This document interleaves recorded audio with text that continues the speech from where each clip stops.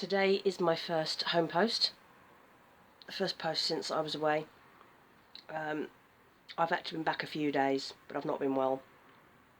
My back recovered enough to get me home, but a couple of days before I was due to come back, I went down with a cold that my dad kindly gave me. Thanks, Dad. Which he had got from my mum, which my mum had got from the grandkids, who are all under 7, and of course, as we know, the schools are petri dishes of viruses and various other bugs. Now, I don't normally get colds, and I think that's in part because I tend to have quite a good immune system, but also because I don't mix with a lot of people. Whenever I go home, someone's always got a cold of some sort, and I never get them. But this time I did, and it really floored me. I drove home quite ill, and I got worse and worse after that. But I'm self-employed, and that means you have to keep working. So I was doing the urgent stuff that had been left out because I've been away. I'd sold a few things on Etsy. One of them was a package that I needed to send to Italy. So I use an online service called Parcels to Go, which is really great. I had a look to send this parcel on with Royal Mail and via Parcel Force, and the prices are just ridiculous. I don't know how these companies stay in business. I'm pretty sure that Royal Mail is deliberately trying to um, put itself out of business because the prices were a joke. So I use Parcels to Go, which basically you put the details in, and it'll give you all the various services in your area with drop-off locations, because a lot of convenience stores have drop-off points. I have one here that I use for Every, which used to be Hermes, which is great. It's just around the corner. And in this instance, I ended up using DPD, and it was half the price. So instead of paying like £42 to send something to Italy, it's now costing me like 15. It's ridiculous. So I booked it, and I thought I'll arrange for it to be collected from me because I was too ill to go out. I was really bad on that day. And I booked it, and there was something wrong with the parcel. The EORI number was wrong. So they sorted it out their end and arranged to collect the next day, which was yesterday, and the driver didn't turn up. If you want a job doing properly, do it yourself. I've had to cancel the order because I can't rebook it because apparently it's been rebooked twice, although it hasn't, and I'm just sick of it now because I need this parcel gone. So I've cancelled the order, I've rebooked it, and now I'm going to do what I would have done originally had I not been ill, which is walk the mile up the road to the drop-off point.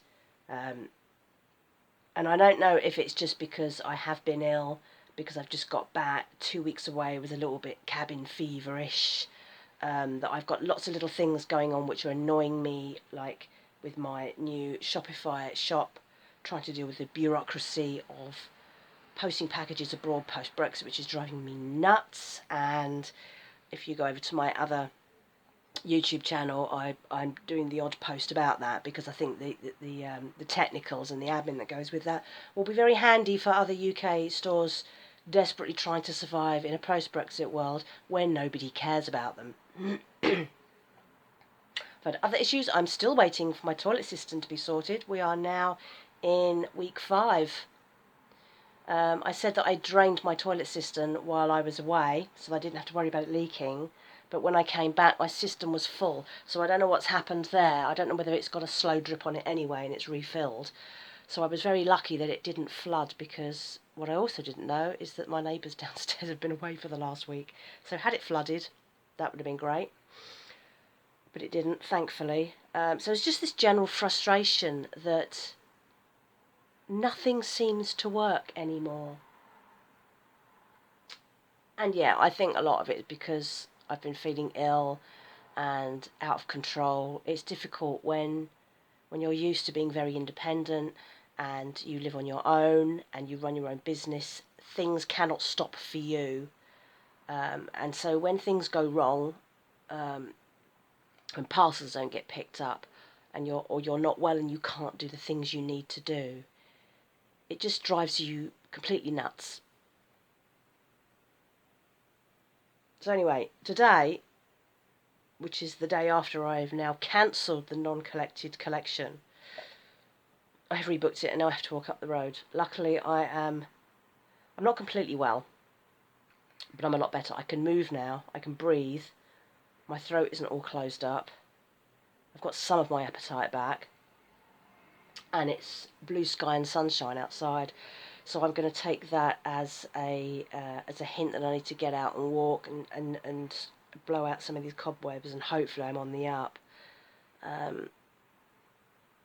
So yeah, I'm going to go and get on with that. That's my first instalment of my home post. I'll add more to this because there are other things I want to talk about.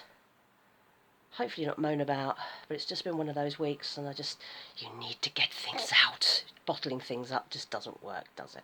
Anyway, so I'm going to go and do my little walkabout, and I shall come back and talk about some more things later.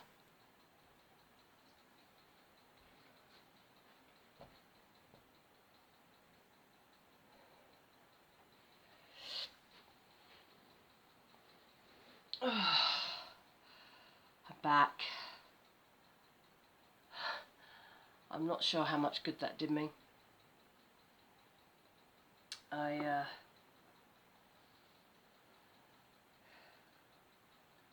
pretty tired now, but it was nice to get outside. I haven't been outside in almost a week.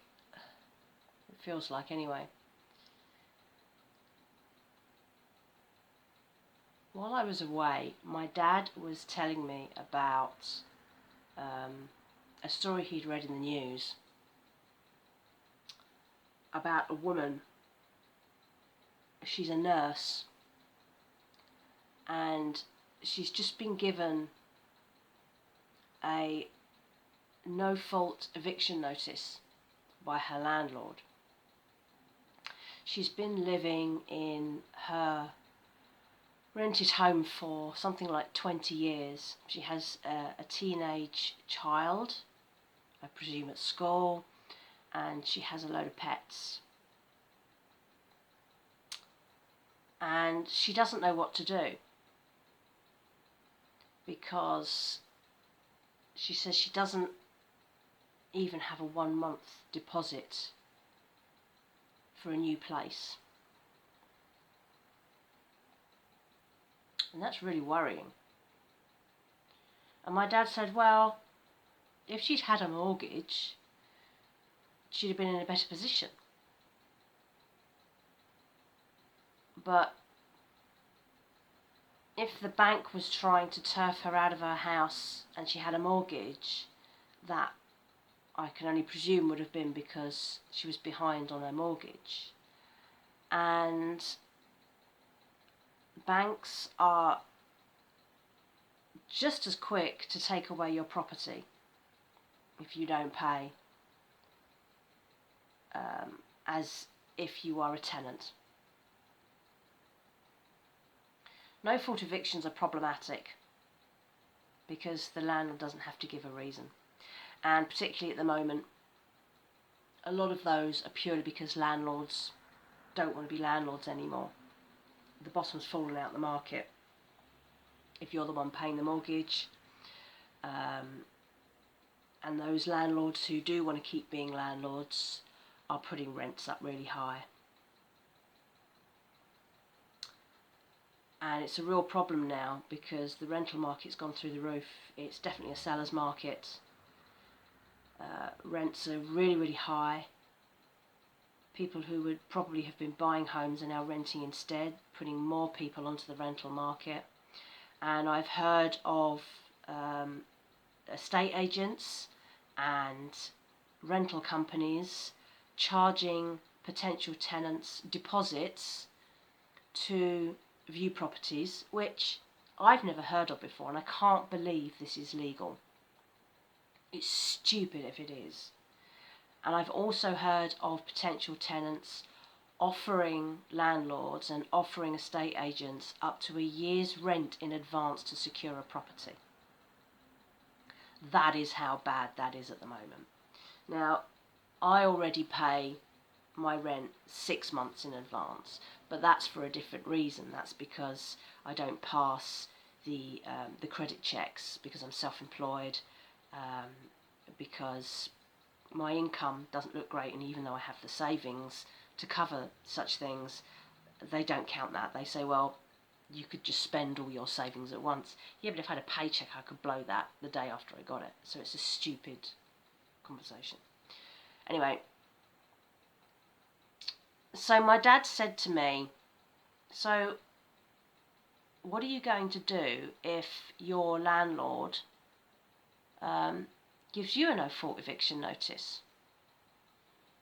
And I said, well, it's simple. I'll move into my car. What else am I going to do? Rents up here for a comparable property are at least £300 a month more than I'm paying at the moment, and I suspect that's the low end.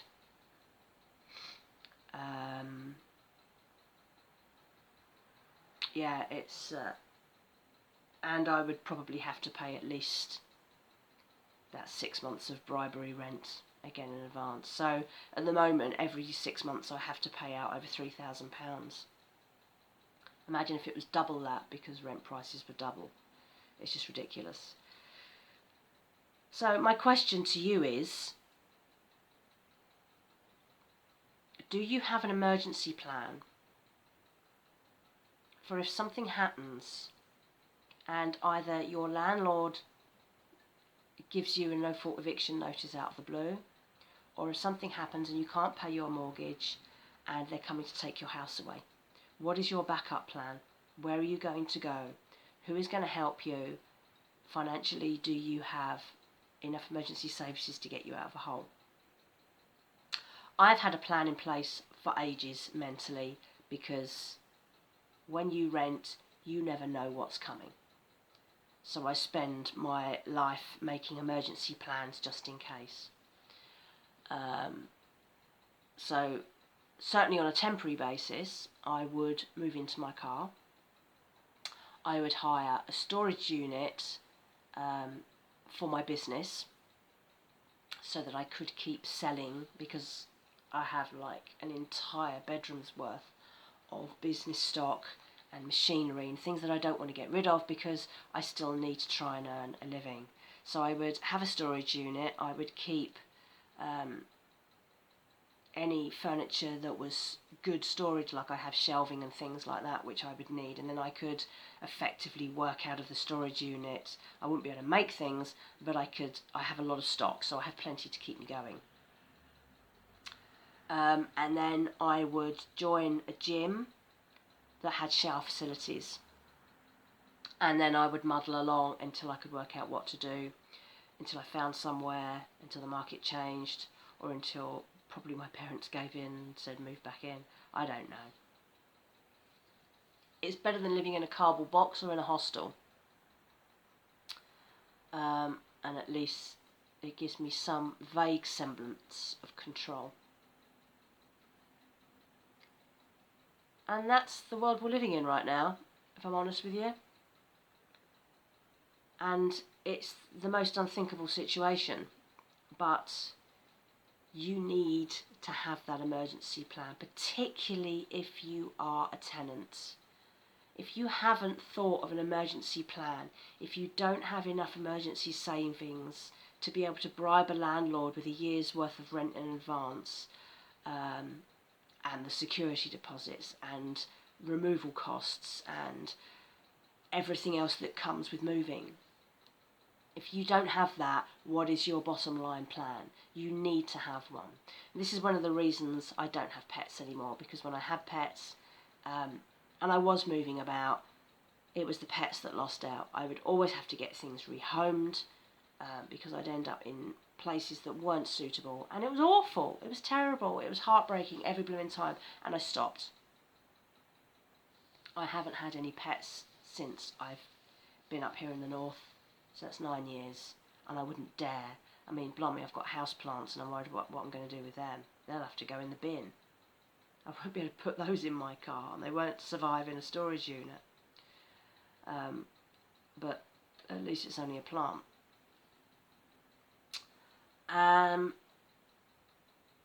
I've been on the finance side of things. I've been looking at planning ahead. I have a fixed term savings account which matures at the end of this month, and I'm trying to decide what to do with the money. And it's really tricky to try and plan ahead so far in advance.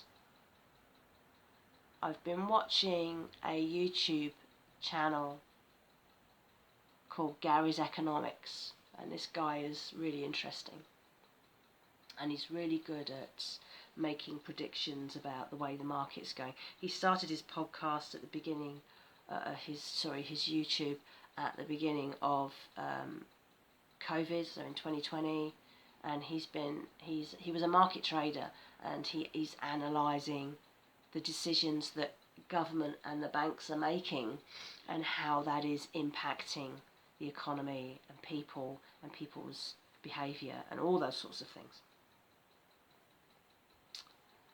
So I'm just reading off some notes on my laptop because I want to get this right. So he said that interest rates, or his prediction is that interest rates are going to keep rising this year, but they're going to rise and then even off, but keep rising, but not as steeply for the rest of the year. So that would suggest that now is a good time to fix in to an interest rate on savings, because next year things will probably drop, and the first thing that's going to go is your savings rate. And for me, savings interest is part of my income. Now, I don't like locking away money for too long, because although it's my savings and it's working for me, I also count it as emergency savings because of things like I've just talked about. What if the worst happens and I lose this place in October or sooner or 6 months down the line? I need to have enough cash on hand that I can go, it's terrible, but at least I can pay for storage and I can removals and things like that and get me out of it. So I have this account coming out at the end of this month, and in an ideal world I'm thinking of locking it away in a 2-year fix. I did a similar thing back in 2008 when we had the recession back then. I was just about to move from one city to another. I just got a new job, and in the year after that I was going to go to university as a mature student. And I had some money from an inheritance, and I wanted to take advantage of what were at that time high interest rates on long fixes because of the crash, because the banks want your money. And I got hold of 3 and 4 year, I think they were cash ISAs back in the days when ISAs were worth the money. And I fixed in for 3 and 4 years at rates of over 4%. And I didn't miss that money because I had other income coming in, I was kind of working, I had money coming from being a mature student, I had finance that was non-repayable. So there was drips of money all over the place, and I wasn't living on my own, I was living in house shares, I had a partner, so there was all sorts of things going on that meant it was a little bit safer. So when that money came out, those 3 and 4 year fixes matured, it was nice to have that extra money. So what I would love to do right now is, when my fix saver comes out at the end of this month, is to pick up a 2-year fixed rate account. I can get 2-year fixed rate accounts of 4.6%. But I'm really worried about locking it away, because even for this year alone, there are so many unknowns. I'm about to pay my 6 months rent this month. In October, my tenancy is due for renewal again, and that will either be the same amount again, or, as I suspect, he's going to put our rent up a lot more, at which point I have to decide whether to stay or go. And either way, that's going to cost me money that I may not have budgeted for. There are so many unknowns, and if I lock all my money away, I mean, that fixed saver that's coming out at the end of this month is not all of my money, but it's a chunk of my money. But if I lock it away for 2 years at 4.6, I stand to make a reasonable amount of interest over the next 2 years. It's not a vast amount of money, but if interest rates start to drop significantly at the end of the year, I could be very glad that I did that. Now, at the end of the year, in December, I have another fixed rate account that matures. So it's really a case of how safe do I feel locking all that spare money away now until the end of the year? What potentially could go wrong that I need to cover for?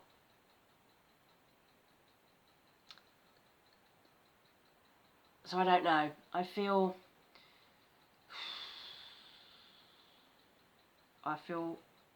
fairly unsafe at the moment,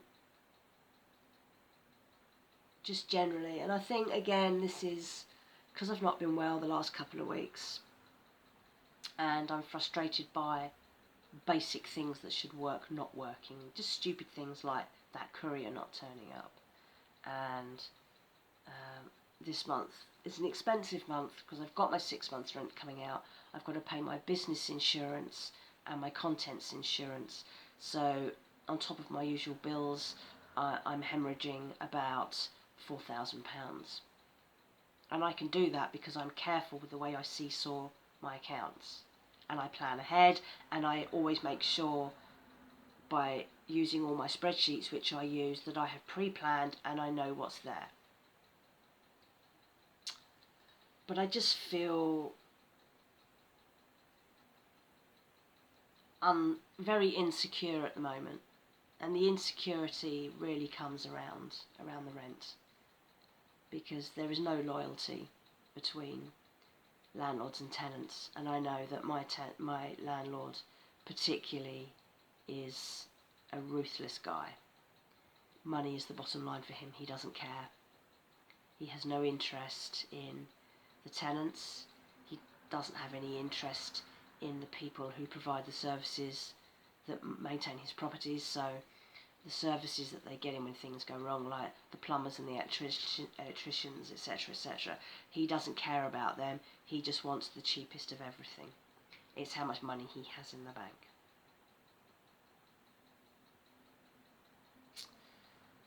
So I have no doubt that if push came to shove, he would have no consideration for us whatsoever. So I have to cover myself.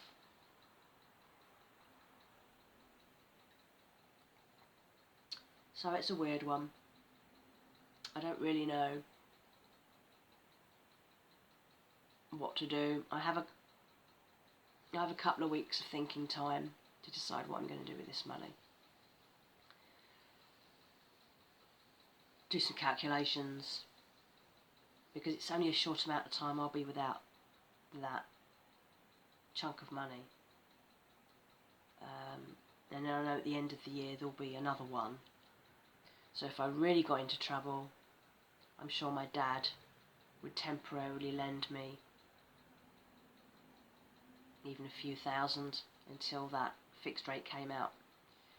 But I don't want to have to do that, you know? I shouldn't have to do that.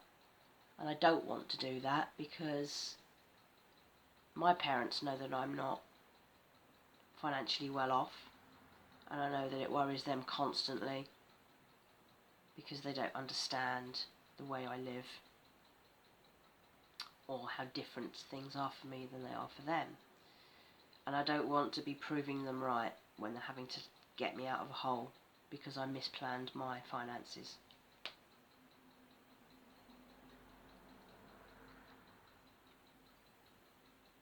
There's also business things. I mean, I'm trying to get myself away from running my shop through Etsy, and I'm trying to get it independent on its own. But the post-Brexit problems with trying to be a small business and keep your market open to overseas sales is a nightmare. It's as if they want us to fail. You know, people voted for Brexit in 2016. It became formal in 2021, and still we have no basic services in place for small businesses to ship abroad successfully. And I don't know why it's that hard. Big businesses are doing it. I know that it's problematic, and I know that they've not found it easy, and I know that a lot of them have had to stop selling to various places. But if you're a small, like a little guy like me, we don't count, you know. They always say that Britain is made up of a nation of shopkeepers, small businesses, you know, little guys, people managing themselves, self-employed. But they've taken away all our ammo to succeed, what was left of it. And it's really hard to sell to a reshored market. It's easier. I make more money selling to the US than I do here. It's just ridiculous. But I can't sell to the US now because they've ruined the bureaucracy that goes with selling and dealing with sales tax and things like that. You can't do it on your own. You have to do it through an e-commerce business who charges you exorbitant fees to do so. And if that e-commerce business goes under, bye-bye your shop, which is why I've tried to move things along. But it's hard. The UK market is not a great place to sell at the moment. People aren't buying things. There is still a race to the bottom, you know, if you're not McDonald's or Primark. And I know there are people who are buying stuff. I know there's still people with money. But it's not as it was. It is a lot harder.